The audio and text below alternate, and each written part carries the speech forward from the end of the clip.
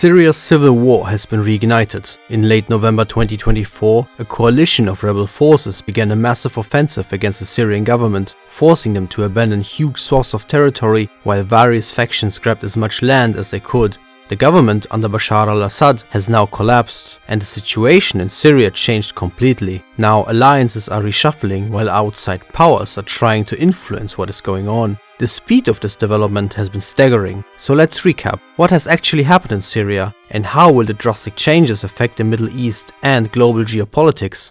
To answer that, let's first look at the factions involved and how the situation looked shortly before all of these events. This map shows the political situation in Syria as it basically existed from 2020 until the start of the rebel offensive in late November 2024. In red, we have the areas that were controlled by the Syrian government, led by Bashar al-Assad and the Syrian Ba'athist Party. During the first years of the civil war, Assad's rule was hanging by a thread until Iran, with its regional proxies, as well as Russia, intervened on his behalf, allowing his forces to recapture a lot of territory. Ideologically, Assad represents a wide mix of socialist and Arab nationalist ideas, while in practice, his rule has been characterized by authoritarianism, the brutal persecution of political opponents, and nepotism. Assad is also a member of the Alawite religious minority that predominantly inhabits the coast, which is why his rule seemed most stable there. Then we have the anti-government rebel coalition, displayed in two shades of green. The light green area, centered around the city of Idlib, is controlled by an alliance network of numerous militant organizations, most of which can be characterized as radical Sunni Islamist or jihadist groups. The strongest and leading organization here is Hayat Tahrir al-Sham, or short HTS, which was formed in 2017 out of multiple such organizations, including the Al-Nusra Front, an Al-Qaeda affiliate. Since 2018, the group has been widely recognized as a terrorist organization, but over the past years, HTS leaders have tried to change the outside perception of the group to appear more moderate. They've promised to protect the rights of Syria's religious and ethnic minorities. How sincere these promises really are in the long term is, however, questionable, as its fighters and leaders have a long history of acting in direct opposition to these promises. The current leader of the HTS, for example, was affiliated with both Al-Qaeda and ISIS in the past. The dark green area, meanwhile, is controlled by the Syrian National Army, which is also a collection of various militant groups and some foreign fighters. They too were founded in 2017 at the initiative of Turkey, which is the main supporter and supplier of funds and equipment.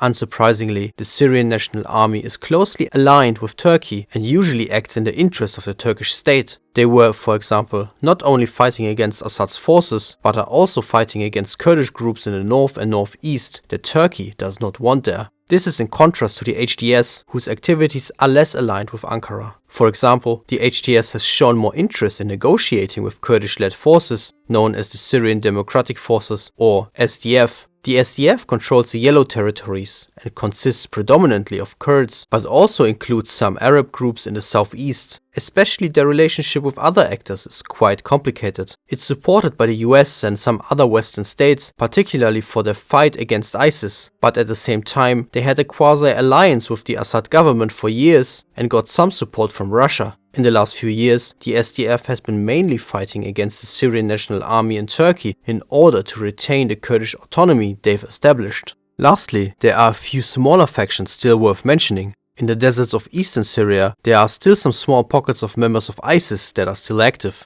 In the southwest, there is a small US-backed group known as the New Syrian Army that controls a desert near the main border crossing with Iraq, where a US military base is also located.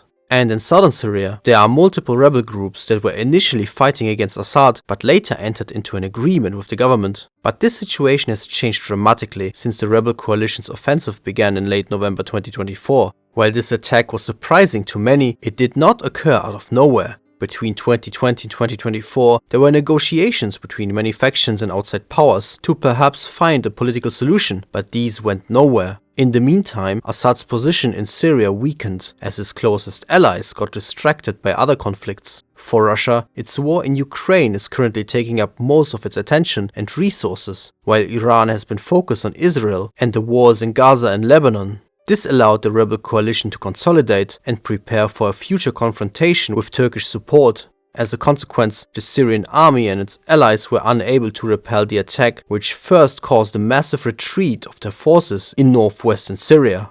Very quickly, the important cities of Aleppo and Hama fell under their control, which caused even more retreats by government forces, while defections became commonplace. This encouraged other rebel groups to join the fray as well. In southern Syria, a collection of rebel groups that were previously in an agreement with Assad rose up again, calling themselves the Southern Operations Room. They too made very fast gains and in a matter of days took over the outskirts of the capital Damascus. Back north, the HTS continued its advance and quickly took over the important city of Homs. In the meantime, SDF units took over abandoned government positions along the Euphrates River. The US-backed new Syrian army then also advanced, taking over the city of Palmyra in the eastern Syria and moving into Damascus from the northeast. Soon after, all government forces had either fled or surrendered, and local militias took over in places where the main factions had not reached yet, even in the Alevite Syrian coast region that was previously thought to be Assad's stronghold. Within just 11 days, the 50-year rule of the Assad family in Syria had come to an end.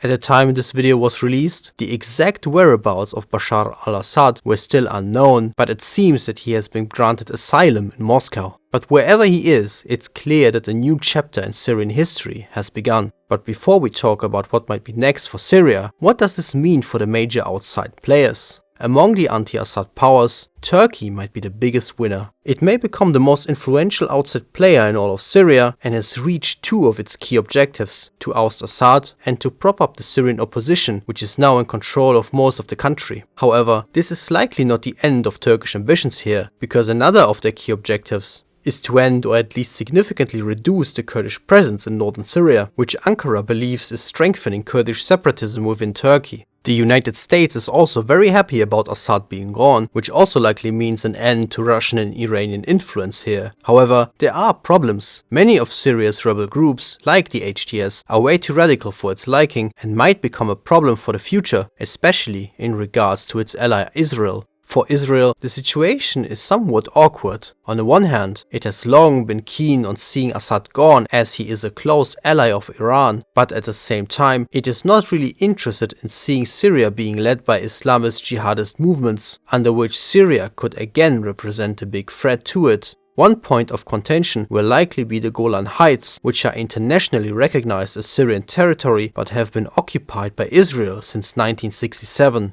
And Israel is already preparing for a potential confrontation. It has recently taken over the UN buffer zone surrounding the Golan Heights and conducted air raids in southern Syria and Damascus that are supposed to destroy government equipment before it falls into the hands of rebel factions. The pro-Assad powers, meanwhile, find themselves in an incredibly bad spot. For Russia, Syria has represented the main gateway for Moscow's influence in the Middle East and also harbors two extremely important Russian military facilities that are vital for the country's Mediterranean presence. According to some reports, the Russian military has already begun to evacuate these bases. Whether the Russian presence in Syria will soon be gone for good or perhaps somehow continue through an agreement with the leading factions is very unclear. For Iran, the situation may even be worse. Syria was an important link to its ally Hezbollah in Lebanon, which is now likely cut off. Now Iran has entered into a diplomatic dialogue with Syrian factions, including the HTS, in order to trade the security of Shiite minorities and the many Shiite holy sites in Syria for an Iranian acceptance of the new Syrian government. Whether this will work will be shown within the next weeks and months. But what about Syria itself? What will a post-Assad Syria look like? Well, it's difficult to say. At the moment this video was released, many Syrians and outside observers were hopeful. The brutal rule of the Assad family is finally over, and surprisingly with very little bloodshed as well.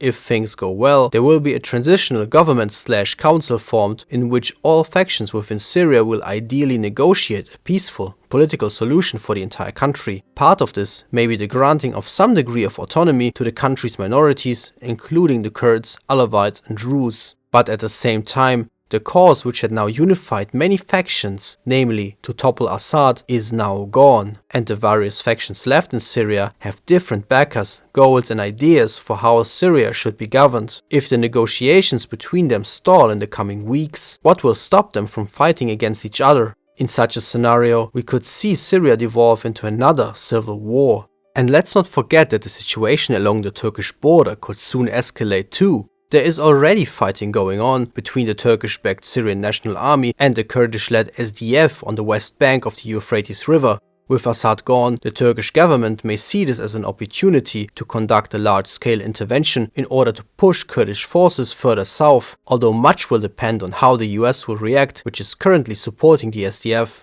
Whatever happens now, let's hope that the people of Syria, which for years have endured incredible violence and destruction, will finally get the chance for peace. I hope you found this video helpful. Here's another video you might find interesting. A big thank you to all my patrons and channel members who make these videos possible. See you in the next one. Bye.